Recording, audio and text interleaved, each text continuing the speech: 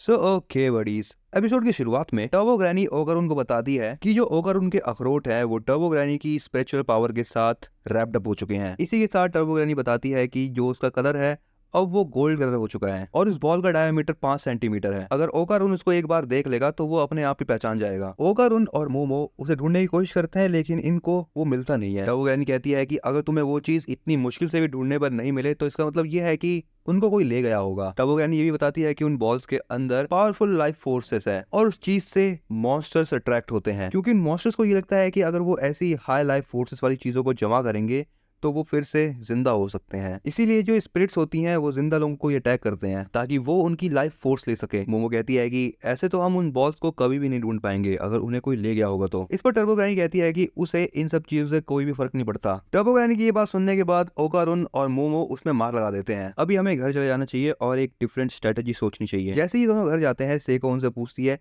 क्या उसे वो चीज मिली। मोमो कहती है कि नहीं, उनको वो चीज नहीं मिली। इस पर सेको कहती है कि वो लोगों से इसके बारे में पूछेगी। सेको ओगरुन से कहती है कि अभी भी उसके अंदर टर्बो ग्रैनी की पावर्स है और वो पावर्स बहुत डेंजरस है। अगले दिन यहाँ पर जैसे ही ओगरुन अपनी क्लास के अंदर जाता है उसे एक लड़का धर लेता है और वो उससे पूछता है कि क्या वो मोमो को डेट कर रहा है। ओगरुन इस चीज से मना कर देता है, जिसके बाद ये लड़का ओगरुन को मोमो से इंट्रोड्यूस करवाने के लिए कहता है, क्योंकि इस लड़के को मोमो बहुत क्यूट लगती है। उस लड़के की बात सुनने के बाद ओगरुन सोचता है मोमो क्यूट है, इस बारे में उसने कभी सोचा क्यों नहीं, क्योंकि वो तो बस इस बात को लेकर खुश था कि उसने अपना पहला दोस्त बना लिया। अब यहाँ पर ओकारुन खुद को ही हर्ट करने लगता है और वो कहता है कि वो मोमो के बारे में कुछ भी गलत थॉट्स नहीं ला सकता। वो लड़का ओकारुन से कहता है क्या वो मोमो के साथ सोया तो नहीं है अभी तक, क्योंकि ऐसा सुनने में आया है कि वो किसी के साथ भी सो सकती है। ओकारुन उससे पूछता है ये बातें कौन फैला रहा है। वो लड़का कहता है पता नहीं कौन फैला रहा है लेकिन बस सुनने में आया है। अब ओकारुन उस लड़के की कॉलर पकड़ देता है और उसको बहुत गुस्सा आ रहा होता है। वो लड़का ओकारुन से पूछता है कि क्या वो लड़ना चाहता है। अब यहाँ पर ओकारुन गुस्से में होता है इसलिए वो ट्रांसफॉर्म हो जाता है और वो उस लड़के को ऐसे घटिया रूमर्स फैलाने से मना करता है। वो लड़का कहता है कि वो ये बात समझ चुका है और ये रूमर्स वो नहीं फैला रहा था। जिसके बाद ओकारुन नॉर्मल हो जाता है और वो उस लड़के को छोड़ देता है। अब यहाँ पर ओकारुन शांत हो जाता है और अपनी सीट पे जाके चुपचाप बैठ जाता है और वो अपनी बुक्स निकालता है और उन्हें पढ़कर अपने आप को शांत करने की और भी ज्यादा कोशिश करता है। तभी यहाँ पर टर्बो ग्रैनी दिखती है जो कि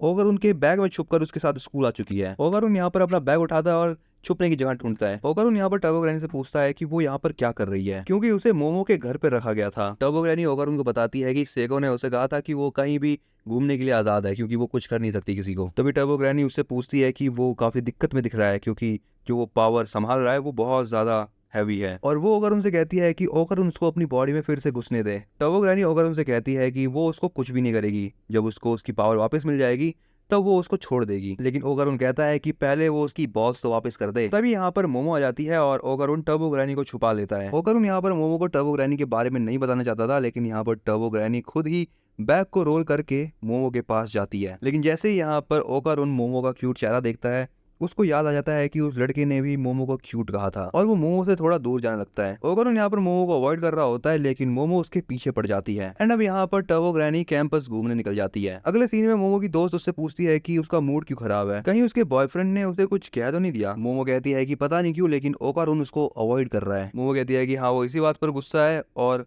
वो उसका बॉयफ्रेंड नहीं है। मोमो की दोस्त उसे बताती है कि ओगरुन एक अच्छा लड़का है, क्योंकि उसे ये बात पता लगी है कि ओगरुन जो है वो लड़कों से लड़ रहा था जब उसने उन लड़कों के मुंह से मोमो के बारे में बुरी बात सुनी। तब मोमो की दोस्त बताती है कि मोमो के बारे में कोई र्यूमर फैला रहा है और ओगरुन को ये बात पसंद नहीं आई। इसके बाद अगला सीन आयरा का होता है। वो यहाँ पर कह रही होती है कि वो कुछ ज्यादा ही सुंदर है, क्योंकि जब वो स्कूल हॉल में चलती है सभी लोग उसको ही देखते हैं और हाँ ये बात सच है। और आयरा यहाँ पर इस बात से बहुत खुश है कि वो कुछ ज्यादा ही क्यूट है। वो कहती है कि वो गंदे दिखने वाले लड़कों को भी बहुत स्माइल के साथ ट्रीट करती है, लेकिन उसके जैसी परफेक्ट लड़की भी एक चीज से अपसेट हो गई। और यहाँ पर आयरा जो है वो मोमो की बात कर रही होती है और आयरा ने ही मोमो के बारे में अफवाहें उड़ाई हैं। आयरा यहाँ पर बताती है कि उसने लास्ट टाइम आयरा ने मोमो के पीछे साइड में एक डीमन विंग देखे थे और यहाँ पर मोमो की साइकी पावर को देखकर आयरा को लग रहा है कि मोमो एक डीमन है। और यहाँ पर आयरा भी इन चीजों को अब हाल फिलहाल में ही देख पा रही है। आयरा को लगता है कि वो काफी ज्यादा सुंदर है इसलिए वो चूजन वन है, क्योंकि उसको ये गोल्डन बॉल भी मिली और जब इसको पता लगेगा कि ये क्या चीज है इसको बहुत बुरा लगने वाला है। आयरा को लग रहा है कि उसको ये चीज इस दुनिया को इविल डीमन से बचाने के लिए कह रही है। आयरा भी यहाँ पर ये चीज करने के लिए तैयार हो जाती है क्योंकि वो सुंदर लड़की जो है। अब हमें यहाँ पर दिखाया जाता है तब का सीन जब आयरा को ये बॉल मिलती है। सिंपल सी बात यह है कि आयरा के सर पर ये बॉल कहीं से आगे गिरी थी। वेल बडीज, ये तब का सीन होता है जब टर्बो ग्रैनी ट्रेन के ऊपर एक्सरसाइज हो रही थी और तभी उसके हाथों से ये बॉल गिरी थी। इसके बाद फिर से अगला सीन स्कूल का होता है। यहाँ पर आयरा की दोस्त कुछ चीजें लेके आई होती है जो कि बस आयरा ने मंगाई होती है। आयरा यहाँ पर उन सामान को चेक करती है और उसे वो क्रॉस कुछ ऑयली जैसा स्मेल करता है। वो अपनी दोस्त से पूछती है कि क्या ये सामान असली है ना। आयरा की दोस्त बोलती है कि उसे ये सब चीजें नहीं पता और वो आयरा से पूछती है कि वो आखिर ये सारी चीजें कर क्यों रही है। आयरा उसे बताती है कि वो ऑनर्ड वन है और उसको किसी भी हालत में ये दुनिया बचानी ही होगी। आयरा की दोस्त उससे कहती है कि कुछ दिनों से तुम कुछ अजीब हरकतें कर रही हो। तभी यहाँ पर आयरा विंडो के बाहर उंगली दिखाते हुए कहती है कि वहां पर एक औरत खड़ी है लाल ड्रेस में, लेकिन वहां पर कोई नहीं होता। आयरा की दोस्त उसे कहती है कि मुझे माफ करना लेकिन मुझे कुछ दिखाई नहीं दे रहा। आयरा को यहाँ पर लग रहा है कि मोमो उसके ऊपर नजर रख रही है और वो यहाँ पर अपने दोस्तों को नीचे झुकने के लिए कहती है। तभी यहाँ पर कुछ लड़के आते हैं और आयरा उन्हें देखकर फिर से नॉर्मल एक्ट करने लगती है। यहाँ पर आयरा उन लड़कों के साथ हंस के बातें करने लगती है और अपने दोस्तों को वो कोड वर्ड में बताती है कि हम स्कूल के बाद ये सारी चीजें करेंगे एंड वो ये सारी बातें किसी को भी बताने से मना करती है। आयरा के दोस्त भी चुपचाप उसकी बात मान लेते हैं। हमें यहाँ पर दिखता है कि टर्बो ग्रैनी भी ये सारी चीजें छुप छुप के देख रही होती है। अगले सीन में मोमो और ओकारुन एक साथ बैठे होते हैं, लेकिन अभी भी यहाँ पर ओकारुन जो है वो मोमो की तरफ नहीं देख रहा। तभी यहाँ पर मोमो उससे पूछती है कि ये टर्बो ग्रैनी यहाँ पर क्या कर रही है। टर्बो ग्रैनी कहती है कि उसे किसी का भी ऑर्डर लेने की कोई जरूरत नहीं है। मोमो कहती है अच्छा तो तुम मुझसे हार गई तब भी। ये सुनने के बाद टर्बो ग्रैनी फिर से मोमो को लड़ाई करने के लिए चैलेंज कर देती है, लेकिन ओकारुन यहाँ पर टर्बो ग्रैनी को रोक रहा होता है।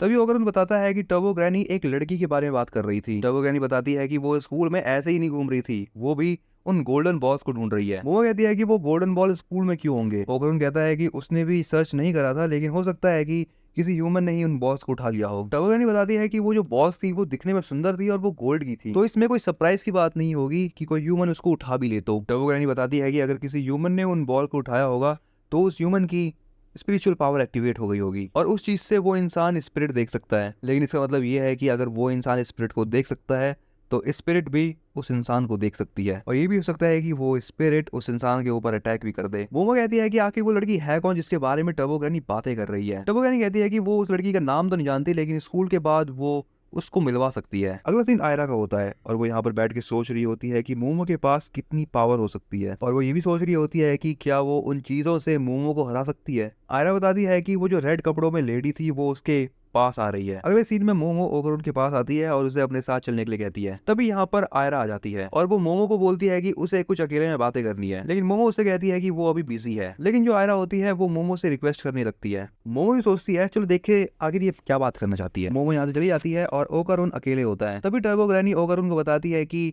ये वही लड़की है। अगले सीन में आयरा मोमो को एक अलग ही जगह पर लेके जाती है और वो और उसके दोस्त मोमो को बांध देते हैं एंड आयरा यहाँ पर उन्हीं सब चीजों का यूज करने लगती है। आयरा के दोस्त यहाँ पर मोमो को पकड़ने की कोशिश करते हैं, लेकिन जो मोमो है वो अपनी साइकिल पावर का यूज करती है और उन्हें दूर फेंक देती है। आयरा कहती है कि यही है उसके डीमन विंग्स। आयरा यहाँ पर कहती है कि ये क्रॉस काम नहीं कर रहा तो अब वो गोल्डन बॉल का यूज करेगी। उस बॉल को देखने के बाद मोमो को समझ आ जाता है कि आयरा ने वो बॉल उठाया है, लेकिन आयरा वो बॉल मोमो को देने से मना कर देती है। मोमो आयरा से कहती है कि जो तुम समझ रही हो ये वो चीज नहीं है, ये ओकारुन के अखरोट हैं। ये सुनकर आयरा कहती है तुम इस चीज को उस घटिया चीज से कैसे कंपेयर कर सकती हो। और तभी यहाँ पर ओकारुन आ जाता है। मोमो बता देती है कि यही वो लड़की है जिसके बारे में टर्बो ग्रैनी बात कर रही थी, लेकिन ओकारुन कहता है कि ये वो नहीं है जिसके बारे में टर्बो ग्रैनी कह रही है। ओकारुन बताता है कि आयरा को उस औरत ने टारगेट करा है। तभी यहाँ पर वो औरत आ जाती है जिसके बारे में टर्बो ग्रैनी बात कर रही थी और ये एक घोस्ट है। ये इविल स्पिरिट आयरा को कहती है कि वो काफी देर से आयरा को ढूंढ रही थी और वो वेट कर रही थी जब तक आयरा उसको देखने लायक ना हो जाए। ये घोस्ट अपने आप को आयरा की मॉम बताती है और ये स्पिरिट आयरा को लेकर कहीं जाने लगती है, लेकिन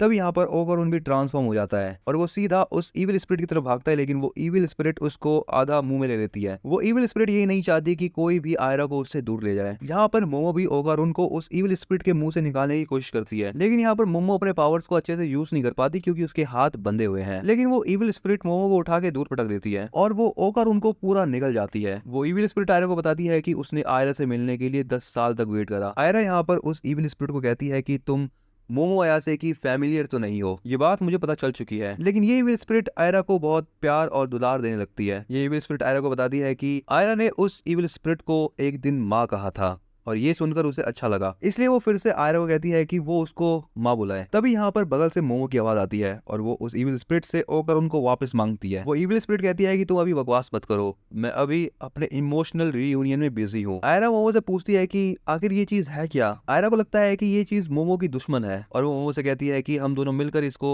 एक साथ हरा देते हैं। मोमो आयरा से कहती है तुम ये क्या बकवास कर रही हो यार। तभी बगल से टर्बो ग्रैनी निकलती है और उसके हाथ में फोन होता है। टर्बो ग्रैनी बताती है कि ये चीज एक्रोबैटिक सिल्की है, यहाँ यहाँ पर टर्बो ग्रैनी के हाथ में मोमो की दोस्त मीको का फोन होता है। मोमो टर्बो ग्रैनी से कहती है तुम खुद एक योकाई हो और तुम्हें इसके बारे में क्यों नहीं पता। टर्बो ग्रैनी बताती है कि वो इन जैसे नौसिखियों पर ध्यान नहीं देती। दूसरी तरफ यहाँ पर आयरा उस मॉन्स्टर को कहती है कि वो उसको हरा के रहेगी, जिसके बाद ये मॉन्स्टर आयरा को भी खा जाती है। एंड यहाँ पर ये मॉन्स्टर जो है वो मोमो के ऊपर ही सारा का सारा फॉल्ट डाल देती है कि आयरा उसकी वजह से ही इतनी बुरी बनी, क्योंकि इस इविल स्पिरिट को अच्छा नहीं लगा कि आयरा ने उसे मॉन्स्टर कह दिया। अब यहाँ पर एक्रोबैटिक सिल्की जो है वो अपने बालों का यूज करके मोमो को भी ट्रैप कर देती है। मोमो यहाँ पर टर्बो ग्रैनी से कहती है कि वो उसके हाथ खोल दे, लेकिन यहाँ पर टर्बो ग्रैनी से मोमो के हाथ नहीं खुल पाते। मोमो यहाँ पर टर्बो ग्रैनी से हेल्प मांगती है क्योंकि वो इस चीज से अकेले नहीं लड़ सकती। टर्बो ग्रैनी उससे कहती है कि उन्हीं लोगों ने उससे उसकी पावर ली थी, इसीलिए वो अब कुछ भी नहीं कर सकती। तभी यहाँ पर जो एक्रोबैटिक सिल्की है वो मोमो को अपने बालों से पकड़कर अपनी तरफ खींच लेती है और वो यहाँ पर मोमो को माफी मांगने के लिए कहती है, लेकिन मोमो उससे माफी नहीं मांगती। लेकिन ये देखकर एक्रोबैटिक सिल्की जो है वो मोमो को अपने बालों से चारों तरफ घुमाने लगती है। मोमो को चारों तरफ घुमाने के बाद एक्रोबैटिक सिल्की उससे कहती है